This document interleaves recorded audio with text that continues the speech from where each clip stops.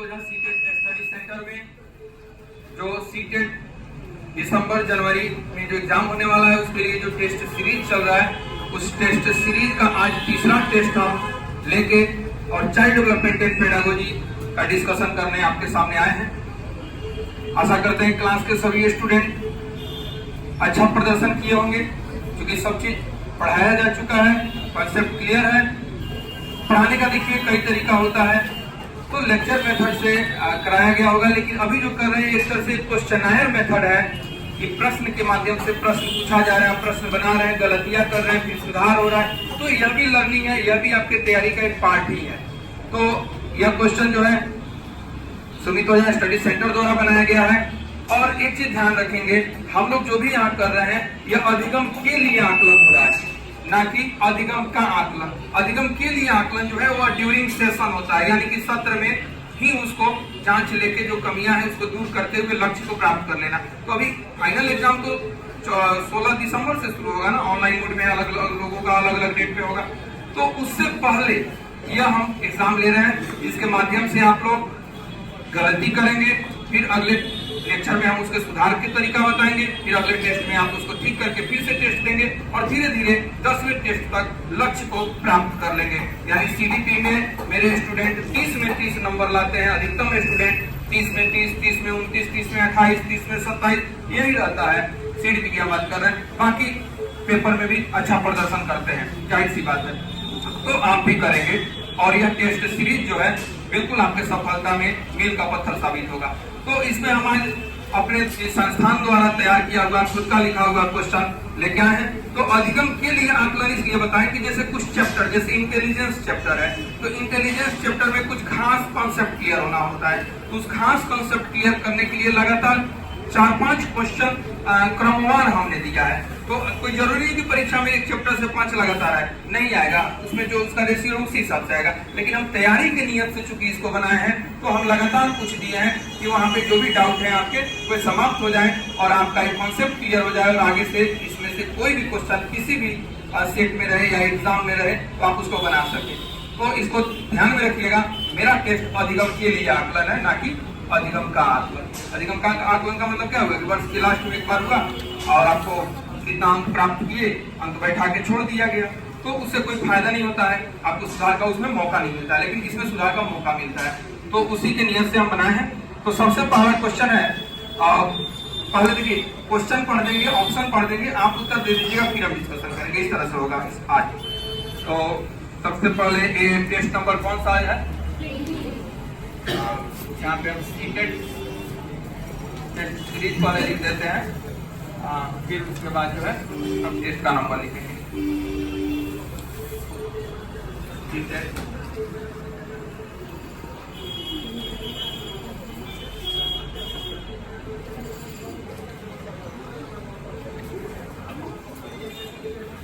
चूंकि 2021 में हो रहा है और दिसंबर मंथ में हो रहा है, तो उसको हम लिख दे रहे हैं। और टेस्ट नंबर कौन सा है आज, टेस्ट नंबर 3 है। 3 में क्या हम लोग डिस्कशन करने जा रहे हैं, सीडी को। अब यहां से टेस्ट के क्वेश्चन हो गए। Question number 1, 2, 3, 4, 5, 6, 7, 8। अभी 8 तक क्या लिखते हैं, फिर आगे का लिखेंगे। तो पहले क्वेश्चन बोलेंगे। क्वेश्चन है, बुद्धि मापने के लिए सबसे पहला बुद्धि परीक्षण किसने तथा कब विकसित किया। आप ऑप्शन बोल देते हैं, फिर आंसर आप दीजिएगा। फिर से क्वेश्चन, बुद्धि मापने के लिए सबसे पहला बुद्धि परीक्षण किसने तथा कब विकसित किया। ऑप्शन ए है बीने तथा साइमन ने सन 1905 ईस्वी। ऑप्शन बी है टर्मन 1916 ईस्वी में। सी है कोहलर 1925 ईस्वी में। डी है स्किनर 1947 ईस्वी में। क्या आंसर लगाइएगा, ये लगाइएगा। ये में क्या दिया हुआ है, बीने तथा साइमन कितने साल में, 1905 ईस्वी में। यानी कि 1 का आंसर क्या हो गया, ए। तो चूंकि अब आगे के भी क्वेश्चन बुद्धि से से रिलेटेड जो चीजें हैं उनको मैंने रखा है। बुद्धि पे कॉन्सेप्ट क्लियर मुझे करना था, तो थोड़ा सा अब पहले क्वेश्चन के साथ ही बुद्धि पे एक शॉर्ट लेक्चर हम देंगे, बिल्कुल शॉर्ट। देखिए, बुद्धि जिसको हम इंटेलिजेंस कहते हैं, इसको बुद्धि मापने के लिए कोई पैमाना नहीं था शुरू में, और शुरू में बुद्धि परीक्षण भी नहीं हो रहे थे। लेकिन बुद्धि मापने के लिए सबसे पहला बुद्धि परीक्षण बीने तथा साइमन ने सन 1905 ईस्वी में विकसित किया। बुद्धि मापने के लिए सबसे पहला बुद्धि परीक्षण बीने तथा साइमन ने सन 1905 में किया। बिल्कुल याद कर लीजिए, बुद्धि मापने के लिए सबसे पहला बुद्धि परीक्षण इंटेलिजेंस टेस्ट बीने तथा साइमन ने सन 1905 ईस्वी में विकसित किया। ठीक है, फिर हम आगे बढ़ेंगे, इसमें कुछ और कॉन्सेप्ट क्लियर करेंगे। तो इस जो बुद्धि मापने के लिए बीने साइमन ने जो बुद्धि परीक्षण किया, इंटेलिजेंस टेस्ट किया, इस परीक्षण में बुद्धि को मानसिक आयु के रूप में माप कर अभिव्यक्त किया। बुद्धि को क्या माप कर अभिव्यक्त किया? मानसिक आयु। मानसिक आयु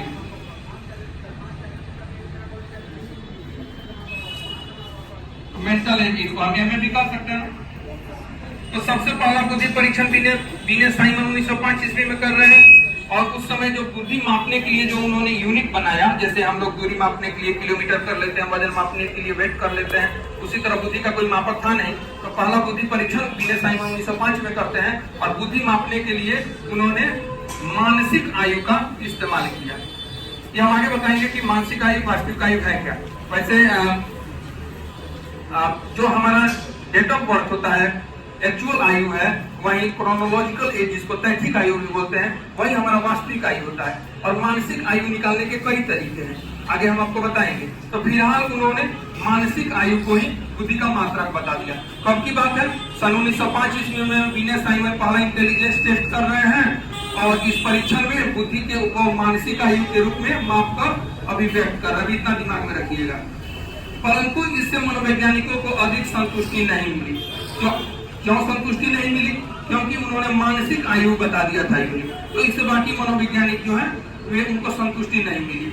सन 1916 में बीने साइमन परीक्षण का सबसे महत्वपूर्ण संशोधन टर्मन नाम का एक मनोवैज्ञानिक है, टर्मन, उसने स्टैनफोर्ड विश्वविद्यालय में किया। कहाँ किया? स्टैनफोर्ड विश्वविद्यालय में। इसी संशोधन में, यानी टर्मन के इसी संशोधन में, जो 1916 में टर्मन कर रहा है, उसी संशोधन में बुद्धि लब्धि इंटेलिजेंस क्वोशिएंट या आईक्यू के संप्रत्यय का जन्म हुआ। यानी कि अब जो है बुद्धि लब्धि का जन्म हो जा रहा है। इंग्लिश में इसको इंटेलिजेंस क्वोशिएंट कहते हैं, शॉर्ट में आईक्यू कहते हैं, इसका जन्म हुआ। तो देखिए, सबसे पहला बुद्धि परीक्षण बीने तथा साइमन कब? 1905। और इन्होंने बुद्धि मापने के लिए क्या बता दिया? मानसिक आयु का इस्तेमाल किया। अब इससे लोग संतुष्ट नहीं हो रहे हैं। 1916 में कौन आदमी? टर्मन, कहीं कहीं इसको टर्मन भी लिखा मिल जाएगा। तो टर्मन संशोधन कर रहा है, और इस संशोधन टर्मन कर रहा है। टर्मन के संशोधन से कौन सा संप्रदाय आ गया? बुद्धि लब्धि। तो अब सिंपल सी बात है, जब इसी संशोधन से बुद्धि लब्धि आ रहा है, तो बुद्धि लब्धि का जन्मदाता कौन हो जाएगा? टर्मन हो जाएंगे। और बुद्धि लब्धि किस संशोधन से आया?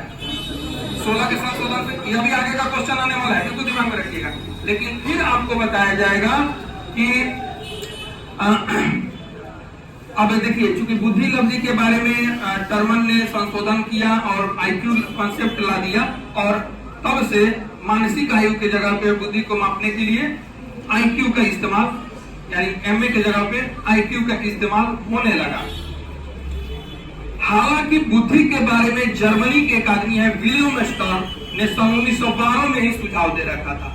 विलियम स्टर्न कब सुझाव देकर रखा था? क्या लिखते हैं? 1912 में ही विलियम स्टर्न ने सुझाव दे रखा था किसके बारे में? बुद्धि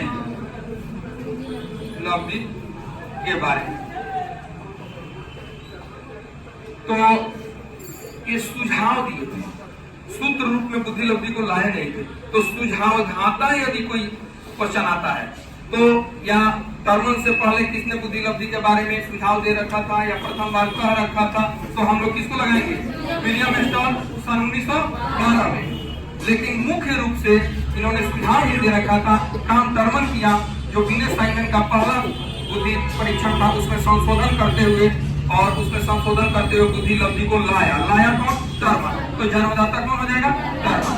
अब एक बार फिर से हम आपको जो चीज बोर्ड पे समझाएं, एक बार वर्बली बोल के समझा दे रहे हैं कि बुद्धि मापने के लिए सबसे पहला बुद्धि परीक्षण बीने तथा साइमन ने सन 1905 ईस्वी में विकसित किया। इस परीक्षण में बुद्धि को मानसिक आयु यानी मेंटल एज यानी MA के रूप में माप कर अभिव्यक्त किया गया, परंतु इससे मनोवैज्ञानिकों को अधिक संतुष्टि नहीं मिली और 1916 ईस्वी में बीने साइमन का जो 1905 में परीक्षण हुआ था, तो उस परीक्षण का 1916 में सबसे महत्वपूर्ण संशोधन कई लोग किए थे, लेकिन सबसे महत्वपूर्ण संशोधन 1916 में टर्मन ने स्टैनफोर्ड विश्वविद्यालय में किया। इसी संशोधन में बुद्धि लब्धि इंटेलिजेंस क्वोशिएंट या IQ के संप्रत्यय का जन्म हुआ और बुद्धि को मापने में मानसिक आयु की जगह बुद्धि लब्धि यानी IQ का प्रयोग होने लगा। हालांकि बुद्धि लब्धि के बारे में जर्मनी के विलियम स्टर्न सन 1912 में ही सुझाव दे रखे थे। अब इतना चीज आप लोग जान गए। अब इतना चीज जानने के बाद देखिए लगातार क्वेश्चन कैसे बनेगा।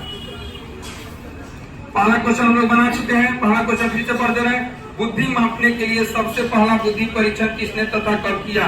तो ऑप्शन ए में ही है बीने साइमन 1905। ऑप्शन ए लगा दिए। अब आइए दूसरा क्वेश्चन कहता है बीने साइमन बुद्धि परीक्षण में बुद्धि को किस रूप में माप कर अभिव्यक्त किया गया? मानसिक आयु। अभी आप लोगों को बताएं, तो ऑप्शन देखिए इसमें दिया हुआ है। ए वास्तविक आयु तथा या तैंथिक आयु, उसको क्रोनोलॉजिकल एज इंग्लिश में कहेंगे। दूसरा बी मानसिक आयु मेंटल एज। सी बुद्धि लब्धि इंटेलिजेंस क्वोशिएंट या IQ और डी सभी। तो इसमें क्या मानना है आपको? मानसिक आयु। तो मानसिक आयु बीने वाला जब तो ए नंबर कितने का हो जाएगा? बी। अब ये ध्यान दीजिए क्वेश्चन नंबर 3। बीने साइमन परीक्षण का पहले क्वेश्चन पढ़ लेने दीजिए। बीने साइमन परीक्षण का सबसे महत्वपूर्ण संशोधन किसने तथा कब किया? ठीक है। ऑप्शन ए बीने साइमन 1905 ईस्वी में, टर्मन 1916 में, कोहलर 1920 में, स्किनर 1950 में। तो क्या होगा? टर्मन 1916 में, यानी 3 का आंसर भी क्या हो गया? बी। अब आ जाइए किस संशोधन में बुद्धि लब्धि इंटेलिजेंस क्वोशिएंट या IQ के संप्रत्यय का जन्म हुआ? ऑप्शन पहले सुन लो। टर्मन के संशोधन में, विलियम साइमन के संशोधन में, स्किनर के संशोधन में, इनमें से कोई नहीं। टर्मन बताए ही है। तो 4 का ए।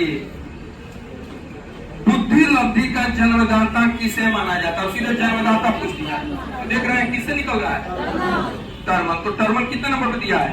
ए। तो ऑप्शन इसमें था बुद्धि लब्धि का जन्मदाता किसे कहा जाता है? क्वेश्चन है और ऑप्शन था ए टर्मन, बी बीने साइमन, सी स्किनर, डी पावलो। तो क्या हो जाएगा? टर्मन ए। और बुद्धि लब्धि के बारे में किसने सन 1912 में ही सुझाव दे रखा था, अथवा बुद्धि लब्धि के बारे में प्रथम सुझावदाता किसे माना जाता है? William stern. तो ऑप्शन भी देख लीजिए। Option A Binet Simon, option B Terman, option C William Stern, option D इनमें से कोई नहीं। क्या होगा? डी विलियम स्टर्न, यानी कि 6 का सी। अब देखिए यहाँ पे हमारा बुद्धि लब्धि से ये लगातार 6 प्रश्न बने और इसलिए इन सभी प्रश्नों को एक साथ रखा गया है ताकि आपकी एक उचित तैयारी हो सके, एक समझ बन सके। क्योंकि ये जो 6 प्रश्न हैं ये कहीं ना कहीं आते रहते हैं, तो एक साथ देने का मतलब यह था कि 6 का जो आपस में क्या संप्रत्यय है, क्या रिलेशन है, 6 क्वेश्चन कैसे एक दूसरे से मेल करता है, कैसे एक दूसरे से भिन्नता रखता है, इस चीज को आप समझ पाए। मुझे लगता है कि ये समझ चुके हैं। कोई किसी को दिक्कत है? नहीं है। Very good. क्वेश्चन नंबर हम 7 पे आते हैं। क्वेश्चन नंबर 7 है, मनोवैज्ञानिक जिम्बार्डो तथा रुक ने चिंतन को कितने भागों में बांटा है? अब देखिए चैप्टर आ गया क्या? चिंतन। अब चिंतन चैप्टर से यहाँ पे क्वेश्चन है, तो क्वेश्चन है फिर से एक बार पढ़ दे रहे हैं कि मनोवैज्ञानिक जिम्बार्डो तथा रुक ने चिंतन को कितने भागों में बांटा है? तो ऑप्शन है ए 1 भाग, ऑप्शन बी है 2 भाग, ऑप्शन सी है 3 भाग, ऑप्शन डी है 4 भाग। तो क्या आंसर बनेगा? 2 भाग। आपको याद है जब हम पढ़ाए थे कि मनोवैज्ञानिकों ने चिंतन को कई भागों में बांटकर अध्ययन किया है, किंतु उसमें से जो जिम्बार्डो तथा रुक नामक मनोवैज्ञानिक है जो 1977 में काम करते हैं, और उन्होंने चिंतन को निम्नलिखित 2 भागों में बांटा। वह दोनों भाग क्या था? पहला है स्वली चिंतन और दूसरा है यथार्थवादी चिंतन। यानी स्वली चिंतन और डिस्ट्रिक्ट थिंकिंग और यथार्थवादी चिंतन रियलिस्टिक थिंकिंग, इन दोनों की बात कौन करता है? जिम्बार्डो तथा रुक। तो 7 नंबर का आंसर क्या हो गया? जिम्बार्डो तथा रुक ने, मनोवैज्ञानिक जिम्बार्डो तथा रुक ने चिंतन कितने भागों में बांटा है? ऑप्शन ए 1 भाग, ऑप्शन बी 2 भाग, तो ऑप्शन बी हो जाएगा, यानी कि 2 भाग। अभी बताएंगे दोनों भाग को। अब इसी पे देखिए फिर से अब लगातार क्वेश्चन इस चैप्टर से हमने रखे हैं। अगला क्वेश्चन है 8 नंबर क्वेश्चन, जिम्बार्डो तथा रुक ने चिंतन को निम्नलिखित भागों में बांटा है। अभी लेक्चर में बताए भी थे, उससे आप पकड़ेंगे। ऑप्शन ए स्वली चिंतन, ऑप्शन बी यथार्थवादी चिंतन, ऑप्शन ए तथा बी दोनों, और डी इनमें से कोई नहीं। तो क्या आंसर हो जाएगा? ए और बी दोनों, यानी कि सी में दिया है। एक बार फिर से मैं चाहता हूं कि जिस तरह से बुद्धि चैप्टर पे क्वेश्चन बनाने से पहले हम लोगों ने एक समझ विकसित कर ली, तो उसी तरह से चिंतन पर भी 2-3 क्वेश्चन लगातार हैं, तो एक समझ हम लोग विकसित कर ले।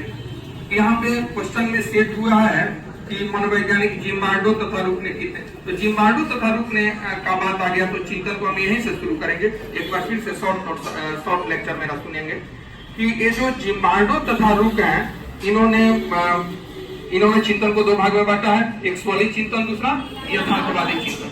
अब स्वली चिंतन क्या है थोड़ा समझिएगा।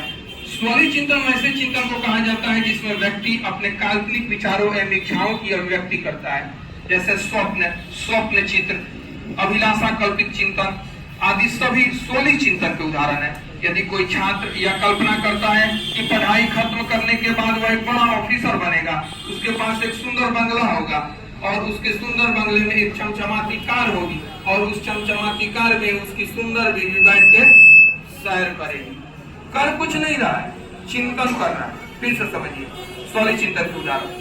एक छात्र पढ़ाई के जगह पे पढ़ने बैठा है और पढ़ाई नहीं कर रहा है और वह चिंतन करने लगा, और चिंतन क्या कर रहा है कि मेरे पास मैं एक बड़ा अधिकारी बन जाऊं, मेरे पास एक बड़ी बंगला हो, उस बंगले में एक चमचमाती कार हो, उस चमचमाती कार में मेरी सुंदर बीवी बैठ के सैर करे। कर कुछ नहीं रहा है, पढ़ेगा तब तो अधिकारी बनेगा, लेकिन चिंतन करते जा रहा है, तो इससे कुछ होने जाने वाला नहीं है। यह चिंतन कौन सा चिंतन है? स्वली चिंतन का उदाहरण है। लेकिन अब दूसरा नंबर इसमें हम क्या बता दिए? यथार्थवादी चिंतन, यानी रियलिस्टिक थिंकिंग। यथार्थवादी चिंतन वैसे चिंतन को कहा जाता है जिसका संबंध वास्तविकता यानी रियलिटी से होता है, वास्तविकता से होता है। अब वास्तविकता से जैसे एक एग्जांपल दे रहे हैं, जैसे एक कोई व्यक्ति है कार में बैठ के सफर कर रहा है, कार में लगातार सफर कर रहा है, कार चल रही है, सब कुछ अच्छे से चल रहा है, अचानक से उसकी कार रुक जाती है। अब रुकने के साथ ही गाड़ी में बैठा वो 2-3 बातों को एक साथ सोचता है। सबसे पहले वो सोचता है कि कहीं पेट्रोल तो नहीं खत्म हो गई, गाड़ी में इंजन में तो कोई खराबी नहीं हो गई, गाड़ी में टायर ट्यूब में तो कोई पंक्चर या कोई प्रॉब्लम तो नहीं हो गया। ये लगातार 3-4 चीज सोचता है। तो तेल को तो वहीं तुरंत उसने अपने स्क्रीन पे देख लेता है या नहीं है। फिर उसके बाद यदि है तो वह गाड़ी से बाहर निकलता है और दूसरा चिंतन उसने किया था कि कहीं इंजन तो नहीं खराब हो गई, और जाके आगे से गाड़ी को ओपन करके देखता है तो वास्तव में इंजन में खराबी, धुआं निकल रहा था, और जो उसने सोचा वही बात निकला। फिर चूंकि अब उसने जो सोचा, जो चिंतन किया, वही बात निकला और उसको ठीक कराया, गाड़ी को इंजन को ठीक करवाया, मैकेनिक बुला के, या खुद से अगर करने लायक है तो किया और फिर आगे बढ़ गया। तो इससे उसका काम होता है ना इस चिंतन से, या तो ये नहीं कि कोई कल्पना वो कर रहा है। तो इस तरह का चिंतन किस चिंतन का उदाहरण है? यथार्थवादी चिंतन। यथार्थवादी चिंतन, ठीक है। अब आ जाइए, ये जो यथार्थवादी चिंतन है, तो यथार्थवादी चिंतन को भी मनोवैज्ञानिकों ने 3 भागों में बांट कर अध्ययन किया है। वे 3 भाग है, अभिसारी चिंतन, सृजनात्मक चिंतन, इसी को अपसारी चिंतन भी कहते हैं, और तीसरा है आलोचनात्मक चिंतन। यह लगातार 3 तरह के चिंतन की बातें आएगी। तो अभिसारी चिंतन क्या है? तो इस तरह के चिंतन को निर्गुणात्मक चिंतन कहा जाता है। अभिसारी चिंतन में व्यक्ति दिए गए तथ्यों के आधार पर कोई सही निष्कर्ष पर पहुंचने की कोशिश करता है। सृजनात्मक चिंतन क्या है? यानी अपसारी चिंतन, इस तरह के चिंतन को आगमनात्मक चिंतन कहा जाता है। इस तरह के चिंतन में व्यक्ति दिए गए तथ्यों में अपनी ओर से कुछ नया जोड़कर एक निश्चित निष्कर्ष पर पहुंचता है। और तीसरा जो है वो आलोचनात्मक चिंतन है। आलोचनात्मक चिंतन यानी इवैल्यूएटिव थिंकिंग। तो इस तरह के चिंतन में व्यक्ति किसी वस्तु या घटना या तथ्य की सच्चाई को स्वीकार करने से पहले उसके गुण दोषों की परख करता है। तो इस तरह के 3 तरह के चिंतन यहाँ भी आपको मिलेंगे। फिर जो अपसारी चिंतन है उसका संबंध सृजनात्मकता से है। इस पर क्वेश्चन अक्सर आता है, और सिर्फ चाइल्ड डेवलपमेंट में क्वेश्चन नहीं आएगा, अपसारी और सृजनात्मकता को लेके मैथ के पेडागोजी में भी आएगा, भाषा पेडागोजी में भी आएगा, चाइल्ड डेवलपमेंट में भी आएगा। तो बिल्कुल जो अपसारी वर्ड बोले हैं, जो सृजनात्मक चिंतन है, जो क्रिएटिव थिंकिंग है, उसको तो एकदम दिमाग में रख लीजिएगा। तो अब हम क्वेश्चन बनाते हैं इस शॉर्ट लेक्चर के हिसाब से। अब हमारा क्वेश्चन लगातार बनेगा। क्वेश्चन नंबर 9 में क्या था? मनोवैज्ञानिकों ने यथार्थवादी चिंतन को, सबसे पहले शुरू से इसको पढ़ देते हैं जहां से चिंतन शुरू है। 7 नंबर क्वेश्चन जो बना चुके हैं, फिर भी चूंकि कॉन्सेप्ट दिया है चिंतन का, तो हम सारा क्वेश्चन उस कॉन्सेप्ट से आपसे बनवाना चाहते हैं। तो पहला क्वेश्चन था, मनोवैज्ञानिक जिम्बार्डो तथा रुक ने चिंतन को कितने भागों में बांटा? 2 भाग। और 2 भाग जो है बी नंबर पे दिया है, बी हम लिख दिए हैं। दूसरा 8वां क्वेश्चन, जिम्बार्डो तथा रुक ने चिंतन को निम्नलिखित भाग में बांटा, यानी कि भाग का नाम यहाँ जानना चाह रहे हैं। नाम में लिखा है ए स्वली चिंतन, बी यथार्थवादी चिंतन, सी ए तथा बी दोनों, डी इनमें से कोई नहीं, ए तथा बी दोनों। सी होगा, ए तथा बी दोनों, यानी कि स्वली और यथार्थवादी दोनों, यानी कि यहाँ पे सी हो गया। 9 नंबर क्वेश्चन, मनोवैज्ञानिकों ने यथार्थवादी चिंतन को निम्नलिखित भागों में बांटा, उसके बारे में भी अभी हम लेक्चर दिए हैं। तो अभी ऑप्शन में देखिए, तीसरा क्वेश्चन, मनोवैज्ञानिकों ने यथार्थवादी चिंतन को निम्नलिखित भागों में बांटा है। ए अभिसारी चिंतन यानी कन्वर्जेंट थिंकिंग, बी अपसारी चिंतन डाइवर्जेंट थिंकिंग, सी आलोचनात्मक चिंतन इवैल्यूएटिव थिंकिंग, और डी उपरोक्त सभी। तो क्या हो जाएगा? उपरोक्त सभी। तीनों का तो नाम अभी बताया ही है, तो 9 का हो जाएगा डी। क्वेश्चन नंबर 10, निम्नलिखित में से किस चिंतन को सृजनात्मक चिंतन भी कहा जाता है? अभी ना बताया है, तो ऑप्शन पहले देख लो। ऑप्शन ए अभिसारी चिंतन, ऑप्शन बी अपसारी चिंतन, ऑप्शन सी आलोचनात्मक चिंतन, ऑप्शन डी सभी। तो क्या आंसर आएगा? अपसारी। अपसारी कितने नंबर पे है? बी, यानी कि 10 का हो गया बी। आगे बढ़ेंगे। फिर एक अब चिंतन से क्वेश्चन का यहाँ पे जो सीरीज था वो समाप्त हो रहा है। अब हम लोग दूसरे चैप्टर में प्रवेश कर रहे हैं, और वहां से क्वेश्चन नंबर 11 रखा गया है। वह है, कक्षा में सीखने को प्रभावित करने वाले कारक हैं। सीखना को ही अधिगम कहा गया है, और यह अधिगम को बहुत ऐसी चीजें हैं जो सीखने और जो हम सीख पाए अच्छे से और सीखने में बाधा डाले, यानी बहुत ऐसी चीजें हैं जो उसको प्रभावित करते हैं, सकारात्मक और नकारात्मक दोनों रूप में। तो वे कौन कौन से कारक हैं जो अधिगम को यानी सीखने को प्रभावित करते हैं, उस पर क्वेश्चन है। तो ऑप्शन ए है बुद्धि, ऑप्शन बी स्वास्थ्य, ऑप्शन सी परिपक्व यानी मैच्योरेशन, ऑप्शन डी सभी। तो क्या हो जाएगा? सभी। बिल्कुल, ये सभी जो है यानी बुद्धि भी, स्वास्थ्य भी, परिपक्व भी, ये सभी सीखने को प्रभावित करते हैं। क्लियर? इसमें कोई दिक्कत है? 11 का बी। 12 नंबर क्वेश्चन, शिक्षण या सीखना की प्रगति, ध्यान दीजिए, शिक्षण या सीखना की प्रगति यानी प्रोग्रेस या अवनति को दिखाने वाली वक्र रेखा को क्या कहते हैं? पहले ऑप्शन सुनेंगे। पढ़ा चुके हैं, क्लास में याद है ना? लर्निंग कर्व पढ़ा रहे थे, अधिगम पठार पढ़ा रहे थे, वह क्लास याद आ रहा है? बस उसी से क्वेश्चन है। तो फिर से क्वेश्चन पढ़ते हैं। शिक्षण या सीखना की प्रगति या उन्नति को दिखाने वाली वक्र रेखा को क्या कहा जाता है? ऑप्शन ए शिक्षण वक्र, बी शिक्षण वक्र यानी कि लर्निंग कर्व, बी वृद्धि यानी ग्रोथ, सी विकास यानी डेवलपमेंट, डी सभी। तो कौन सा मानिएगा? ए शिक्षण वक्र। 12 का ए पूरा चित्र बना के बताए थे। अगला क्वेश्चन, प्रायः यह देखा गया है कि अभ्यास के बीच में कुछ प्रयासों तक लगातार सीखने की गति या दर न तो तेज होती है और न धीमी होती है, अर्थात सीखने की गति में कोई उतार चढ़ाव नहीं होता है। फलतः शिक्षण वक्र पड़ी रेखा अर्थात हॉरिजॉन्टल लाइन के रूप में आगे बढ़ती है। अतः शिक्षण वक्र के इस तरह के हिस्से को क्या कहा जाता है? तो ऑप्शन अवकाश, बी विकास, सी एक आकारीय एस आकारीय वक्र यानी एस शेप्ड कर्व, और डी पठार। तो याद है अधिगम पठार आपको बताए थे। पहले इसका आंसर लिख दे रहे हैं, फिर इसको थोड़ा समझा दे रहे हैं। 13 का डी। देखिए कैसे पठार होता है, याद कीजिए आप लोग जब हम पढ़ा रहे थे। देखिए एक तरफ मान लीजिए प्रयास है और एक तरफ जो है डेट है। तो आदमी सीखने वाला, लर्निंग करने वाला, लर्निंग जब करता है तो मान लीजिए इस जगह से लर्निंग किया, कभी फास्ट लर्निंग हुआ, कभी कम हुआ, फिर कभी फास्ट हुआ, फिर कभी कम हुआ, फिर कभी फास्ट हुआ। तो देखिए अब कुछ दूरी तक क्या है, वह ना फास्ट हुआ ना धीमा, ना तेज हुआ ना धीमा हुआ, वो क्या रह गया? ये जो पड़ी लाइन है जो है पड़ी रेखा हॉरिजॉन्टल लाइन की तरह बन गया। फिर जो है अचानक से कभी वो फास्ट हुआ, फिर धीमी हुआ, फिर फास्ट हुआ, फिर यहाँ पे कुछ दूर जो है वैसे रह सकता है, यानी कि बिल्कुल ना तेज ना धीमी, और एक बार धीमी भी हो सकता है, फिर फास्ट भी हो सकता है।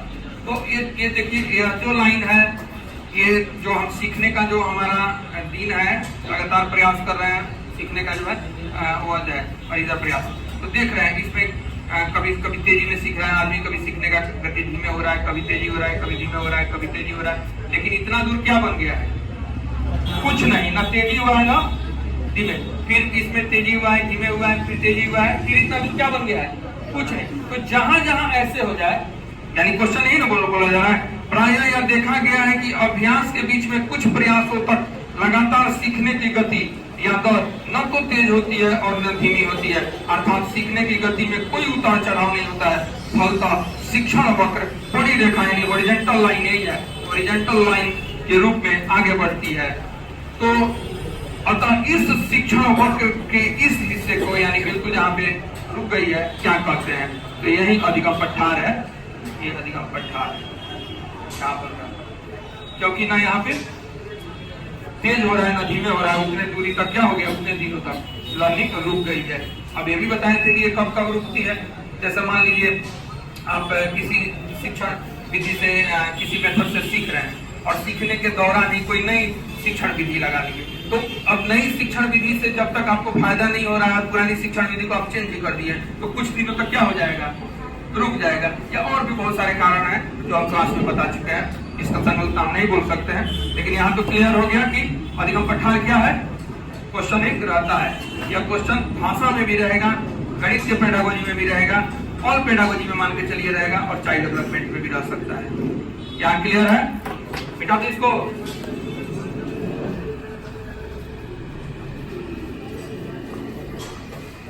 कितने क्वेश्चन हम लोगों ने किया है? 13 क्वेश्चन कर लिया है। 14 नंबर क्वेश्चन, निम्नलिखित में से कौन मनोवैज्ञानिक समूह सीखने में पुनर्बलन सिद्धांत को मानते हैं? याद कीजिए लर्निंग चैप्टर आपको पढ़ा रहे थे, तो उसमें कुछ मनोवैज्ञानिक पुनर्बलन को मानते हैं और कुछ मनोवैज्ञानिक पुनर्बलन को नहीं मानते हैं। जो पुनर्बलन को मानते हैं उनको पुनर्बलक समूह में रखा जाता है, और जो पुनर्बलन को नहीं मानते हैं उनको अपुनर्बलक समूह में रखा जाता है। फिर से एक बार समझा रहे, फिर से समझिए। जब हम लर्निंग चैप्टर पढ़ा रहे थे और अलग अलग मनोवैज्ञानिक जैसे थॉर्नडाइक आए, ट्रायल एंड एरर थ्योरी दिया, उसके बाद स्किनर आए, ऑपरेंट कंडीशनिंग, क्रिया प्रसूत, या सक्रिय अनुबंधन का सिद्धांत दिया। पावलोव है क्लासिकल कंडीशनल, पावलोव है शास्त्रीय अनुबंधन का सिद्धांत, क्लासिकल कंडीशनिंग थ्योरी दिया। तो उसके बाद फिर मैस्लो आएंगे, बहुत सारे लोग हैं, अलग अलग आएंगे, अपना अपना सिद्धांत देते जाएंगे। तो उस सिद्धांत में आप देखे होंगे कि जैसे स्किनर हैं, पावलोव हैं, थॉर्नडाइक हैं, ये लोग अपना प्रयोग, जैसे थॉर्नडाइक बिल्ली पे प्रयोग कर रहे हैं। तो बिल्ली को भूखा रखते हैं और उसके सामने भोजन रखते हैं, और कहीं ना कहीं पुनर्बलन देख रहे हैं कि उस पुनर्बलन के सहारे बिल्ली की क्रिया करने की जो है बढ़ जाए, यानी रैंडम मूवमेंट जो करती है बिल्ली, पर रैंडम मूवमेंट का चांस बढ़ जाए। उसी तरह से स्किनर जब चूहे पे प्रयोग कर रहे हैं तो चूहे को भी भोजन की गोली पुनर्बलन के ही रूप में दी है। पावलोव भी जो शास्त्रीय अनुबंधन का सिद्धांत दिया है, क्लासिकल कंडीशनिंग थ्योरी, उन्होंने भी कुत्ते के सामने भोजन रखा है और लाभ सराव और अनुबंधन सिद्धांत उन्होंने बताया। तो ये जितने लोग जो पुनर्बलन दे रहे हैं उनको पुनर्बलक मनोवैज्ञानिक में रखते हैं, और बहुत ऐसे मनोवैज्ञानिक है जो पुनर्बलन को नहीं मानते हैं। उनका कहना है कि कोई जरूरी नहीं कि सीखने में पुनर्बलन देना चाहिए, तो उनको अपुनर्बलक मनोवैज्ञानिक में माना जाता है। तो लर्निंग चैप्टर पढ़ाने के बाद लास्ट में एक डायग्राम हम बनवाते हैं, तो या किसी दिन टेस्ट डिस्कशन में ही हम उसको बनवा देंगे, जो पुनर्बलक और अपुनर्बलक को अलग अलग छांट के आपको बता देंगे।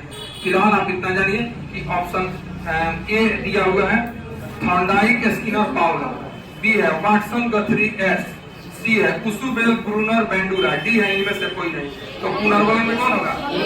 ए में क्या दिया है बताइए? थॉर्नडाइक, स्किनर, पावलोव भी हमने इनका एग्जांपल दिया है। ये सभी जो है पुनर्बलन सिद्धांत को मानने वाले मनोवैज्ञानिक है, याद रहेगा? ठीक। क्वेश्चन नंबर तो हमने लिखा है, लिख लीजिए। 14 का आंसर 8, 15, 15 क्वेश्चन। एक आंतरिक बल, देखिए एकदम एक लाइन में बनने वाला क्वेश्चन। एक आंतरिक बल जो प्रोत्साहित करता है और व्यवहारपरक प्रतिक्रिया को बाध्य करता है एवं उस प्रक्रिया को विशिष्ट दिशा उपलब्ध कराता है, वह है ए संवेग, बी वचनबद्धता, सी दंड, डी अभिप्रेरण। क्या है? अभिप्रेरण। मोटिवेशन चैप्टर पढ़ाए थे, एक एग्जाम्पल दिए होंगे कि एक छोटी सी चिड़िया हमारे बैठक वाले जगह या बरामदे में अपना घोंसला बना रही होती है, और हम क्या करते हैं कि बीच बीच में सफाई करने के दौरान उसके घोंसला बनाने के क्रम में लाए गए घास इनको को हटा देते हैं। चिड़िया फिर दूसरे जगह बनाती है, फिर हटा देते हैं, फिर बनाती है, फिर हटा देते हैं। अंत में यदि हमने बार बार हटाया तो कहीं दूसरे जगह जाके बनाएगी, लेकिन वह बनाएगी। एक छोटी सी चिड़िया, आखिर ऐसा क्या है कि पूरे वर्ष में उसको घोंसले की जरूरत नहीं पड़ी, लेकिन एक खास मौसम, एक खास सीजन, एक खास समय में उसको हर हाल में घोंसला बनाना पड़ रहा है। बताइए ऐसा क्या है? अंडा देने के लिए। बिल्कुल जी हाँ, क्योंकि चिड़िया को एक खास सीजन में अंडे देते हैं और चूजे निकाले होते हैं, उसके लिए उसको क्या चाहिए? घोंसला। अब इस कार्य के लिए वह इतनी अभिप्रेरित है कि वह बाध्य हो चुकी है, इसके वजह से हमको हर हाल में क्या करना है? घोंसला बनाना ही बनाना है, और वह बना लेती है। जब एक छोटी सी चिड़िया ऐसा करती है। दूसरा एग्जाम्पल ले लीजिए, जैसे एक साइकिल सीखने वाला छोटा बच्चा जो साइकिल पहली बार सीख रहा है, और वह सीखने के क्रम में बार बार गिरता है, चोट लगता है, लेकिन चोट लगने के बाद भी वह थोड़ा भी परवाह नहीं करता है, चोट को ऐसे करता है, तुरंत जो है फिर से साइकिल चलाना शुरू कर देता है। जबकि वही बच्चा घर में दूसरे काम में थोड़े से चोट लग जाने पे काफी देर तक रोता है, लेकिन वही जब साइकिल सीख रहा होता है, चोट लगने के बावजूद भी उसी कार्य को बार बार करता है, बार बार करता है, जबकि वह साइकिल चलाना सीखने के लिए क्या हो चुका है? अभिप्रेरित हो चुका है। यह अभिप्रेरण जो है लर्निंग में, सीखने की गति को फास्ट कर देते हैं, तीव्र कर देते हैं। इसीलिए अधिगम में, सीखना में, यानी लर्निंग में इस अभिप्रेरण, मोटिवेशन का बहुत बड़ा रोल होता है, क्योंकि ये सीखने की गति को क्या करता है? फास्ट करता है, तीव्र बनाता है। तो इसका आंसर हम लोग डी लिखेंगे, अभिप्रेरण। 15 का ठीक है। क्वेश्चन नंबर 16, देखिए यह क्वेश्चन लिंग पूर्वाग्रह पे बनाया गया। पुरुष स्त्रियों की अपेक्षा ज्यादा बुद्धिमान होते हैं, यह कथन, फिर से, पुरुष स्त्रियों की अपेक्षा ज्यादा बुद्धिमान होते हैं। मान लीजिए एक लाइन दे दिया गया, फिर बगल में लिखा गया यह कथन डैश। अब ऑप्शन में देखिए, सही हो सकता है, ऑप्शन ए। बी लैंगिक पूर्वाग्रह को प्रदर्शित करता है, सी बुद्धि के भिन्न पक्षों के लिए सही है, डी सब सही है। बिल्कुल लैंगिक पूर्वाग्रह को करता है, यानी कि 16 का आंसर डी होगा, क्योंकि ये कोई जरूरी नहीं है कि पुरुष स्त्रियों की अपेक्षा ज्यादा बुद्धिमान होते हैं। स्त्री और पुरुष में यद्यपि शारीरिक भिन्नता है, लेकिन इसके बावजूद भी दोनों जो है हर तरह के कार्य कर सकते हैं, दोनों जो है बुद्धिमान हो सकते हैं। ये कोई जरूरी नहीं है कि पुरुष स्त्रियों की अपेक्षा ज्यादा बुद्धिमान हो सकते हैं। या ये भी कह दिया जाता है कि अक्सर लड़कियां लड़कों की तुलना में गणित में कमजोर होती है। एक लिंग पूर्वाग्रह से ग्रसित होकर कोई बोल रहा है, ऐसा कुछ नहीं है। एक लड़की भी मैथमेटिक्स में क्या हो सकती है, तेज हो सकती है। आज के डेट में लड़कियां हर वह काम कर रही हैं जो लड़के कर रहे हैं, यहाँ तक कि एक कदम आगे भी निकल रही हैं। तो ये अगर इस तरह का कोई भी क्वेश्चन आए तो वह लिंग पूर्वाग्रह। अब लिंग पूर्वाग्रह का मतलब ये नहीं समझ लेना कि सिर्फ जो है लड़की को दबाया जा रहा है उसी पे क्वेश्चन रहेगा। अब क्वेश्चन करने को तुरंत लड़का के साथ भी अगर पक्षपात हो रहा है तो भी लिंग पूर्वाग्रह में जाएगा। जैसे क्वेश्चन आ जाएगा, किसी कक्षा में एक संगीत प्रतियोगिता होनी है और शिक्षिका ने यह ध्यान दिया कि लड़कियां जो है लड़कों की तुलना में ज्यादा सुरीली गाती हैं, अच्छी गाती हैं, और उस कक्षा में जबकि लड़का लड़की दोनों है और उस लड़का लड़की दोनों वाले क्लास में उन्होंने सिर्फ 5 लड़की का चयन किया क्योंकि लड़कियां ज्यादा सुरीली गाती हैं। यह भी लिंग पूर्वाग्रह का क्वेश्चन है। किसके साथ पक्षपात यहाँ हो गया, लड़का के साथ हो गया। लड़का भी अच्छा गाता है, क्या लड़के जो है वो सिंगर नहीं बन सकते हैं? क्या वो जो मेल जो सिंगर हमारे देश में नहीं है? तो ये अगर ऐसी कोई भी बात होती है, उसी तरह खाना बनाना कि लड़के जो है लड़कियों की तुलना में खाना बेहतर नहीं बना सकते, कोई जरूरी नहीं, लड़के भी बेहतर खाना बना सकते हैं, लड़कियां भी युद्ध कर सकती हैं, हर चीज दोनों कर सकते हैं। अगर इस तरह का किसी के साथ भी पक्षपात वाला क्वेश्चन आता है तो सीधे बनाइएगा लैंगिक पूर्वाग्रह को प्रदर्शित कर रहा है। एक शिक्षक को कभी भी लैंगिक पूर्वाग्रहित नहीं होना चाहिए। कक्षा में हर व्यवहार समान रूप से करना चाहिए, लड़का लड़की को समान अवसर देना चाहिए। जैसे इस पर एक और क्वेश्चन आता है कभी सीटेट में कि एक भूगोल के पर्यवेक्षक में एक भूगोल विषय को पढ़ाने के दौरान एक शिक्षिका जो है और शिक्षक जो है बच्चों की टीम को लेके जाते हैं और वहाँ भूमि को मापना है। तो वे निर्देश देते हैं कि मशीन को हाथ में लड़के पकड़ेंगे और लड़कियां जाके खाना बनाएंगे कैंप में, या लड़के जो मशीन को पकड़ के जो देखेंगे और पॉइंट आउट करेंगे उसको लड़के बोलेंगे तो लड़कियां बस नोट करेंगी। तो इस तरह का निर्देश शिक्षक का कौन सा निर्देश हो गया, लैंगिक पूर्वाग्रह वाला, लिंग पूर्वाग्रहित निर्देश हुआ, जिसमें सबके क्वेश्चन आता है। बनाइएगा ये क्वेश्चन, इस पर रहना ही रहना है। क्वेश्चन नंबर 17, माता पिता से वंशजों में स्थापित होने वाले लक्षणों को कहा जाता है? ऑप्शन ए पर्यावरण, ऑप्शन बी आनुवंशिकता, ऑप्शन सी सामाजिकरण, ऑप्शन डी सार्वभौमिकता। क्या होगा? आनुवंशिकता। देखिए, माता पिता से वंशज यानी उनके आने वाली जो पीढ़ी है, मतलब जो उनसे संतानें हो रही है वे वंशज हैं और उसके ऊपर जो होते हैं वे पूर्वज होते हैं। तो यहाँ वंशजों की बात हो रही है। तो माता पिता से वंशजों में स्थानांतरित होने वाले लक्षणों को कहा जाता है आनुवंशिक, हेरिडिटी।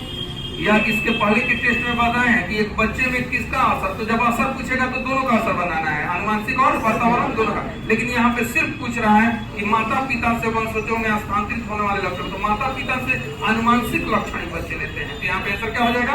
आनुवंशिक। आनुवंशिक कितने नंबर पे है? 17 का बी हो गया।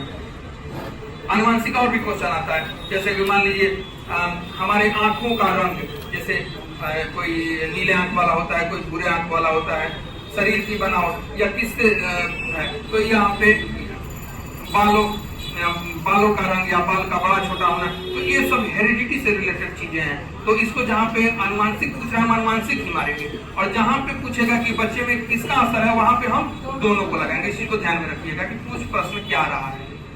प्रश्न के नेचर को जब तक नहीं समझेंगे, प्रश्न को बारीकी से नहीं समझेंगे, और बारीकी से समझने के साथ साथ यह नहीं कि ऑप्शन ए या बी देखे तुरंत वही मार के निकल गए। अब सी और डी पढ़िए, क्योंकि सी टेट में कभी भी क्वेश्चन नहीं रहता है कि सही उत्तर चुनो और गलत को छाटो।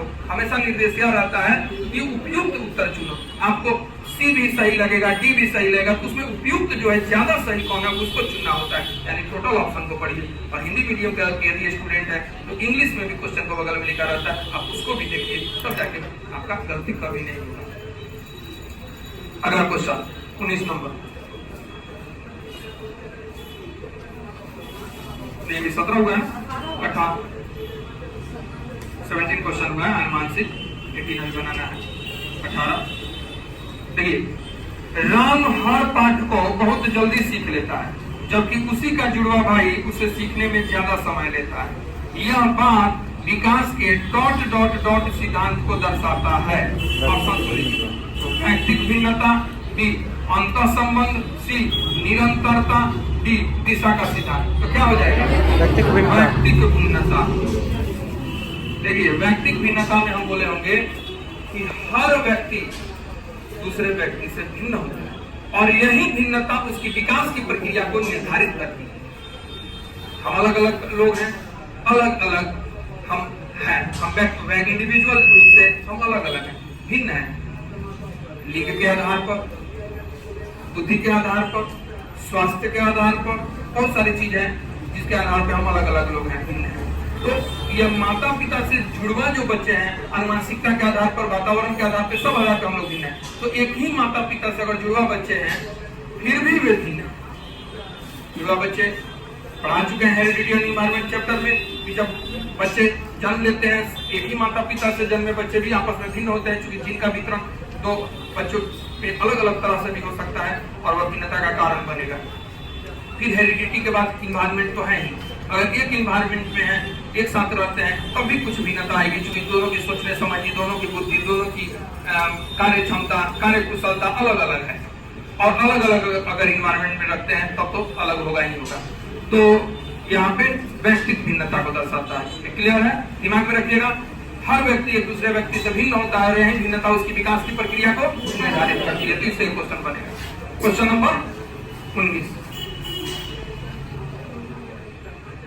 निम्नलिखित में से कौन सा आयु समूह परवर्ती बाल्यावस्था जिसको लेटर चाइल्डहुड कहते हैं श्रेणी के अंतर्गत आता है? आपको कल ही बताए थे कि बाल विकास को अध्ययन करने के लिए, सुविधा के लिए मनोवैज्ञानिकों ने अवस्था में बांटा है और अलग अलग मनोवैज्ञानिकों ने अलग अलग अवस्था भी दिया है और अलग अलग मनोवैज्ञानिक से प्रभावित होकर राइटर भी अलग अलग लिखते हैं, लेकिन जो जिसपे अधिकतर लोग सहमत हैं, जो आधुनिक शिक्षा शास्त्र मानता है, वह है इन्फेंसी, चाइल्डहुड, एडोलेसेंट और एडल्टहुड। तो इन्फेंसी को 0 से 2 यानी शैशवावस्था को 0 से 2 कर दिया गया।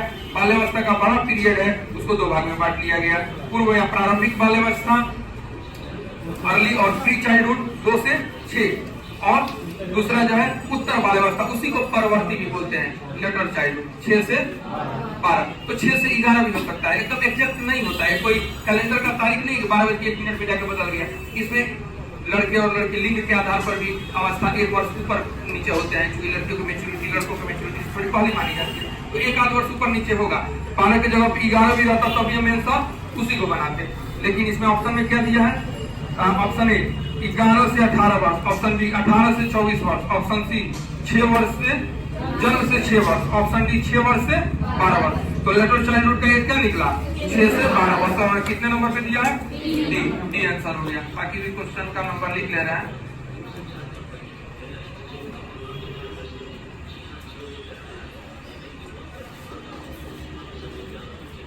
क्वेश्चन नंबर 20, विकास के किस काल को अत्यधिक दबाव, तनाव और संघर्ष का काल कहा जाता है? सब जानते हैं, फिर भी ऑप्शन ए शैशवावस्था, बाल्यावस्था, किशोरावस्था, वयस्कावस्था। क्या ऐसा लगेगा? किशोरावस्था यानी कि सी। स्टेनले हॉल ने कहा है कि सबसे अधिक तनाव, तूफान और संघर्ष का काल कौन सा काल है? किशोरावस्था है, इसलिए किशोरावस्था को हम बनाएंगे सी पे है। 21 क्वेश्चन जल्दी जल्दी हल करेंगे।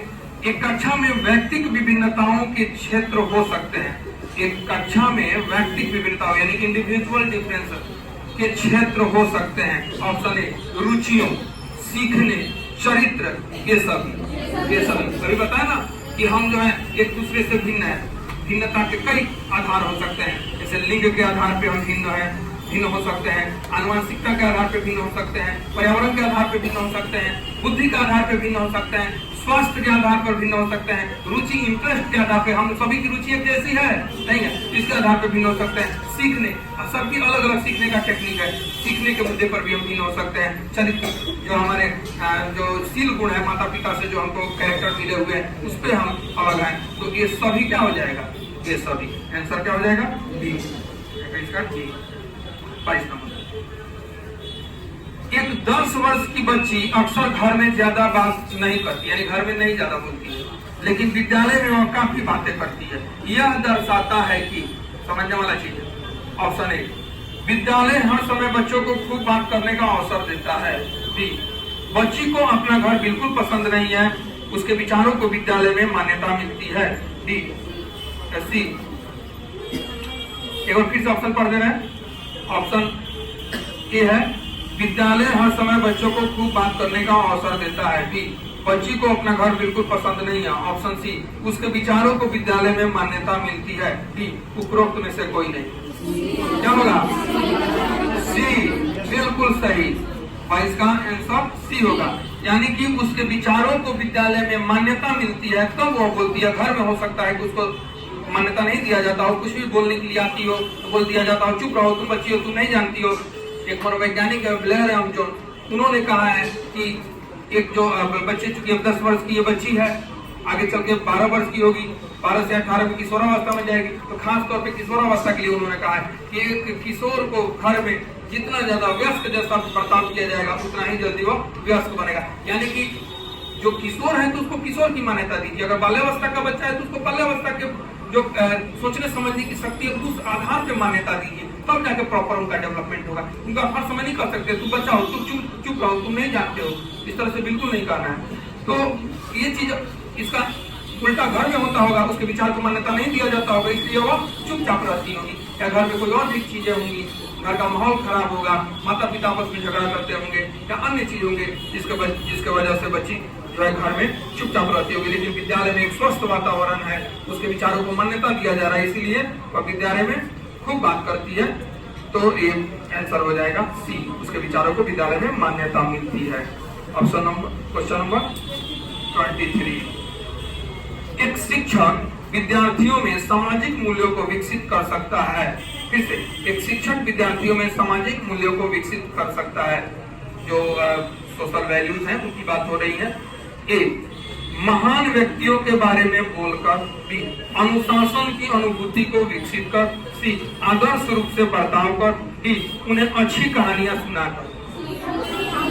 सी होगा, इसका सी आदर्श रूप से बर्ताव कर। एक शिक्षक जो है ना वो आइडियल होता है, शिक्षक जिस तरह से व्यवहार करेगा अनुकरण करके बच्चे भी वैसा व्यवहार करना सीखेंगे। मान लीजिए हम शिक्षक हैं, हम यहाँ पे बोले कि साफ सफाई रखनी है और हम रोज जो है पान खा के गुटखा खा के आए और हम सीढ़ी के बगल में इधर उधर थूके, तो क्या मेरे छात्र जो है वो बहुत अधिक सफाई रख पाएंगे? नहीं रख पाएंगे, उनको लगेगा जब सर ऐसा करें। लेकिन यदि हम आइडियल रूप में अगर प्रदर्शित अपने आप को करें, टीचर जो है एक रोल मॉडल के रूप में छात्रों के लिए होता है, अगर हम ऐसा कुछ नहीं करते हैं तो छात्र भी इस चीज को मुझसे अनुकरण करके वैसा नहीं करेंगे, यानी कि उस चीज को मानेंगे। जो भी सोशल रूल्स हैं, मोरल वैल्यूज हैं, वो शिक्षक से भी अनुकरण करके छात्र सीखते हैं। तो यहाँ पे आदर्श रूप से बर्ताव कर, यानी हम जो छात्र में चाहते हैं वैसा खुद करके दिखाएंगे और वह उस तरह से छात्र उस चीज को ग्रहण कर सकेगा। Question number 24। समाजीकरण है, सोशलाइजेशन चैप्टर पढ़ा है ना, समाजीकरण। तो ए सामाजिक मापदंडों में परिवर्तन। बी शिक्षक एवं पढ़ाए गए के बीच का संबंध। सी समाज के आधुनिकीकरण की प्रक्रिया समाज के मानदंडों के साथ अनुकूलन। यही होगा, समाज के मापदंडों का अनुकूलन, यानी हम सोसाइटी के कुछ रूल रेगुलेशन, कुछ सामाजिक नियम होते हैं उसके साथ आप अनुकूलन करते हैं, यानी उसको मानते हैं, उसमें उस समाज में समायोजित होते हैं, तो वही समाजीकरण है। Question number 25। बाल विकास की किस अवस्था को जीवन का संधि काल कहा गया है? ऑप्शन ए शैशवावस्था यानी इन्फेंसी। ऑप्शन बी बाल्यावस्था चाइल्डहुड। ऑप्शन सी किशोरावस्था एडोलेसेंस। ऑप्शन डी वयस्कावस्था एडल्टहुड। क्या रहेगा? किशोरावस्था। यह जीवन का संधि काल। संधि काल क्या है? क्योंकि अगर बच्चा शैशव से लेकर बाल्य तक उसको बच्चा मानते हैं और फिर यहाँ से जब वो व्यस्त हो जाता है तो उसको व्यस्त मानते हैं, तो ये जो बीच वाली चीज है जो एडोलेसेंस किशोरावस्था, वह इन दोनों को आपस में क्या करता है? जोड़ता है। इसीलिए इसको जीवन का संधि काल कहा गया। इसीलिए कहा गया किशोरावस्था सबसे अधिक संवेदनशील, तनाव, तूफान, संघर्ष वाला काल है, क्योंकि यह जीवन का संधि काल है। किशोरावस्था में आके ना ही बच्चा जो है बच्चा है और ना ही अभी पूरे तरह से व्यस्त है, बीच की स्थिति में है। और यह बीच की स्थिति बच्चे को, ये जो बीच की स्थिति है यही पाठ के वह व्यस्त बन जाएगा, यानी कि जोड़ देगा। तो संधि काल कहा गया है किशोरावस्था को। ऑप्शन सी 25 का ऑप्शन सी। 26 यौन शिक्षा सेक्स एजुकेशन की उचित व्यवस्था किस अवस्था में कर देनी चाहिए? सीधा आंसर है किशोरावस्था, क्योंकि शैशव और बाल्य से उसका बहुत तो मतलब नहीं है। और व्यस्क अवस्था में अगर उस समय बता के भी हम क्या करेंगे, उस टाइम तो व्यस्त रहेगा, तो इसलिए उसको कहाँ पे बताना है? किशोरावस्था में, क्योंकि किशोरावस्था में विपरीत लिंग के प्रति आकर्षण इसी अवस्था में रहता है। तो इस अवस्था में उसके जो मेच्योरिटी ऑफ सेक्स ऑर्गन्स इसी अवस्था में होते हैं। तो इस अवस्था में ही सेक्स एजुकेशन देना चाहिए। उसके शारीरिक विभिन्न परिवर्तन इसी अवस्था में होते हैं, इसलिए किशोरावस्था में ही यौन शिक्षा उचित रूप में दे देनी चाहिए। क्वेश्चन नंबर इसका तो सी हो गया। 27 हम लोग आ जाएंगे। 28, 29 यहाँ पे हमारे कंप्लीट होंगे। तो अब हम लोग कितने क्वेश्चन पे डिस्कशन करेंगे? 27 मानव विकास के संदर्भ में पुनर्बलन सिद्धांत यानी रेनफोर्समेंट थ्योरी निम्न में से किसने प्रतिपादित किया? ऑप्शन ए डोलार्ड तथा मिलर, ऑप्शन बी बेंडूरा तथा वाल्टर्स, ऑप्शन सी पियाजे और वाइगोट्स्की, डी इनमें से कोई नहीं। क्या होगा? डोलार्ड तथा मिलर। पुनर्बलन यही लोगों ने दिया। आगे चल के ये बात है कि कुछ लोग पुनर्बलन को मानते हैं, कुछ लोग नहीं मानते। यानी कुछ लोग का कहना है कि सीखने की प्रक्रिया में पुनर्बलन को दिए जानी चाहिए और कुछ लोग का नहीं दिया जाना चाहिए। इस पर विवाद है। फिर इसका जो है निदान के रूप में भी कहा गया कि प्राथमिक स्तर पर पुनर्बलन देना चाहिए और धीरे धीरे उच्च स्तर पर ले जाके बिना पुनर्बलन के ही बच्चे को कार्य कराने के लिए अभिप्रेरित करना चाहिए। ये सारा विचार हम बता चुके हैं, बताया कि नहीं क्लास में? लेकिन जितना दिमाग में रखेंगे, पुनर्बलन सिद्धांत किसने दिया, प्रतिपादित किया, तो वह नाम कौन सा है? डोलार्ड तथा मिलर। विकास के किस सिद्धांत को केंद्र से परिधि की ओर विकास सिद्धांत विकल्प है? याद है दिशा का सिद्धांत बताए थे, विकास में दिशा का सिद्धांत बताए थे, और उसमें दो तरह का डायरेक्शन बताए थे। कौन कौन? सिरोन्मुख, सिफालोकॉर्डल और प्रॉक्सिमल डिस्टल। एक में जो है सर से पैर की तरफ होता है और दूसरे में मध्य भाग से परिधि की तरफ होता है। तो यदि क्वेश्चन में दोनों भी आ सकता है, आगे सेट में आपको ऐसा क्वेश्चन आ जाएगा कि दोनों क्रम उसमें पूछा जाएगा, लेकिन अभी इसमें से एक पूछ रहा है केंद्र से परिधि। तो केंद्र से परिधि वाला भी पूछ रहा है, तो सिद्धांत तो दिशा का ही सिद्धांत हुआ ना, उसी में से ना है। तो यहाँ पे ऑप्शन बी हो जाएगा। यानी क्वेश्चन को फिर से पढ़ दे, ऑप्शन को फिर से पढ़ दे रहे हैं। ऑप्शन ए है व्यक्तिगत भिन्नता का सिद्धांत, ऑप्शन बी विकास की दिशा का सिद्धांत, सी परस्पर संबंध का सिद्धांत, डी सतत विकास का सिद्धांत। तो क्या होगा? दिशा का सिद्धांत यानी बी। Question number 29। फिर सामाजिकरण, जो सोशलाइजेशन पे भी एक क्वेश्चन हम लोग बनाए हैं, उसी से संबंधित क्वेश्चन है। सामाजिकरण के साधन है परिवार, साथियों का समूह, विद्यालय तथा पास पड़ोस, डी सभी। यानी ऑप्शन ए में दिया था परिवार, ऑप्शन बी में साथियों का समूह, ऑप्शन सी में विद्यालय तथा पास पड़ोस और ऑप्शन डी में सभी। तो ये सभी हो जाएंगे। ये अलग बात है कि आपको बताए हैं दो तरह का बताए थे ना एजेंसी, एक प्राथमिक और द्वितीयक। तो यहाँ प्राथमिक और द्वितीयक न पूछ के यहाँ क्वेश्चन क्या है? समाजीकरण के साधन। यानी ये सब मिलके प्राथमिक भी समाजीकरण करता है, द्वितीयक भी करता है, और दोनों से ले लिया गया है। परिवार प्राथमिक से ही लिया गया है। तो इसी तरह ए में है परिवार, बी में है साथियों का समूह, सी में है विद्यालय जो द्वितीय कहा गया, और डी है सभी। तो सभी आंसर हो जाएगा। क्वेश्चन नंबर 30 और अंतिम क्वेश्चन। राष्ट्रीय शिक्षा नीति 2020 नेशनल एजुकेशन पॉलिसी या NEP 2020 का उद्देश्य ऐसे उत्पादक लोगों को तैयार करना है जो कि, याद है आपको NEP पढ़ाए थे ऑल पेडागोजी में, चाइल्ड डेवलपमेंट समाप्त करने के बाद जब ऑल पेडागोजी पढ़ा रहे थे उस समय आपको NEP पढ़ाए, CF पढ़ाए, सारा चीज पढ़ाए। तो अगर NEP पढ़े हैं आप तो उसमें ये चीज आप ध्यान दीजिएगा। फिर सब क्वेश्चन पूछ दे रहे हैं। राष्ट्रीय शिक्षा नीति, अब एक मिनट, वर्तमान में कौन सी शिक्षा नीति चल रही है? 2005। इसके पहले कौन सी शिक्षा नीति चल रही थी? हाँ, तो अभी चल रही है राष्ट्रीय शिक्षा नीति 2020 यानी NEP 2020। तो उसी पे क्वेश्चन है। राष्ट्रीय शिक्षा नीति 2020 यानी नेशनल एजुकेशन पॉलिसी NEP 2020 का उद्देश्य ऐसे उत्पादक लोगों को तैयार करना है जो कि, अब ऑप्शन में ढूंढिए वे कौन है। ऑप्शन ए अपने संविधान द्वारा परिकल्पित बातों का अनदेखा करे, बी समावेशी और बहुलतावादी समाज के निर्माण का विरोध करें। अपने संविधान द्वारा परिकल्पित समावेशी और बहुलतावादी समाज के निर्माण में बेहतर तरीके से योगदान करें। और डी उपरोक्त सभी, तो क्या आंसर होगा? सी आंसर होगा, क्योंकि आप जब एलईपी पढ़ेंगे आप उसमें साफ लिखा हुआ है अपने संविधान द्वारा परिकल्पित समावेशी बहुलतावादी समाज के निर्माण के में बेहतर तरीके से योगदान करें। आंसर क्या हो गया? सी। आज हम लोगों ने टेस्ट सीरीज में टेस्ट नंबर 3 को डिस्कशन किया। टेस्ट नंबर 3 को हम लोगों ने डिस्कशन किया। आगे आपको टेस्ट 4 मिल जाएगा अगले क्लास में। देखिए, एक तरह से डिस्कशन से भी आपकी तैयारी कहीं ना कहीं हो रही है और यह तैयारी जो है एग्जाम में आपको काफी फायदा होगा और आप लोग अच्छा से अच्छा कर सकेंगे, यही हम उम्मीद करते हैं।